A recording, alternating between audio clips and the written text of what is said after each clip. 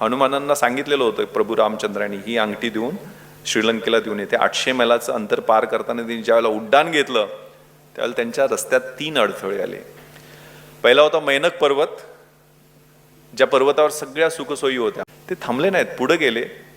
दुसरी होती सुरसा माता. सुरसा म्हणजे एक राक्षसीन होती, जी सर्पाची राक्षसीन होती आणि ती खूप मोठी होती. तिनं अडवलं, म्हणे तुला मी आता खाऊन टाकणार. हनुमानजी म्हटले की मी जाऊन येतो आणि परत मला आल्यानंतर खा. ते म्हणे नाही, मला तुला जबड्यात माझ्या यावंच लागेल. तर तिनं जबडा उघडला.